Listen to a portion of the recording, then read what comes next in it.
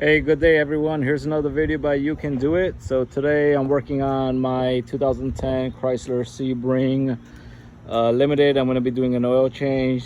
This vehicle's oil change hasn't been done in maybe 4,000 or 5,000 miles, and also over a year. So I'm going to change the oil, and it takes 5W20. I'm going to put in synthetic. I have a new oil filter.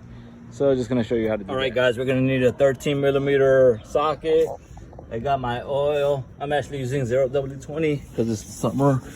And here is the drain nut. I've already loosened it. So there you go. You can see.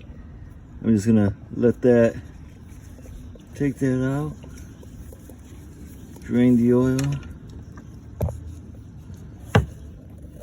And while I'm here, I'll show you. Here's the oil filter. Has a date on there, 2/21/20, indicating the last time it was changed was February 21st, 2020. So there was no shield here, but your car probably will have a shield. You're gonna probably have to take off 8 or 10 bolts, usually 8mm or 10mm, to take off the shield. And also gonna. And again, it tells you 5W20, but I'm using 0W20.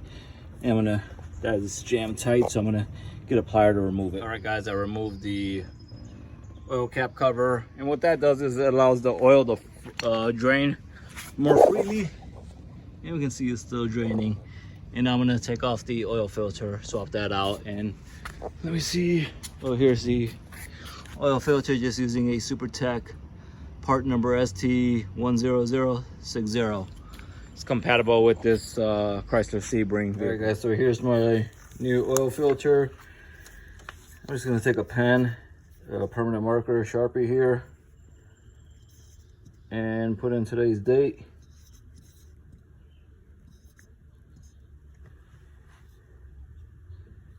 And just put last change. And we'll, I'm just writing this so it notifies the next person that we recently changed this. All right, guys, here's the old filter. I'm gonna try to turn it. It's pretty tight, so I'm just gonna use my oil filter wrench and grab it and turn it. I'm gonna need 2 hands. All right, guys, this one was super tight, and I just took the jack off because I don't need that anymore. This is pretty accessible. You always want to make sure that washer, this gasket on top where my finger is, this comes off and it's not stuck in there. And I'm just gonna put the new one back. All right, guys, got the new one. I'm just gonna take some oil.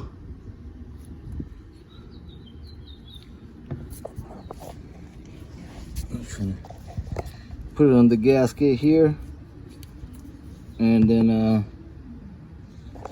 this is pretty easy, intuitive. You just stick this in there. There you go, and turn it. And you don't have to over tighten it.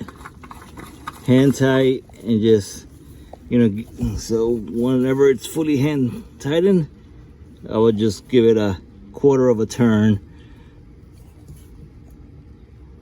with the filter wrench. That's it.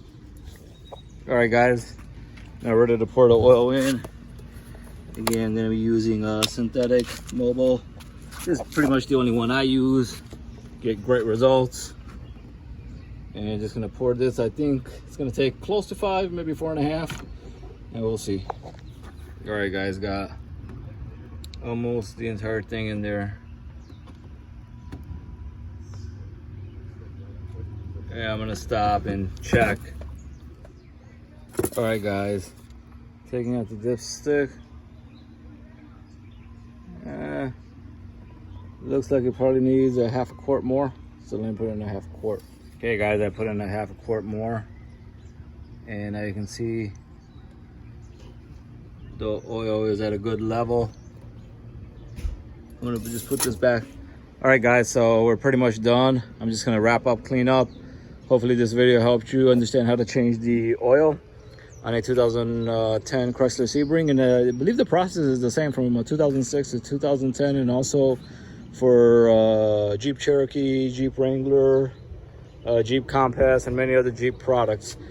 So again, another video by You Can Do It. Enjoy the rest of your day. Bye.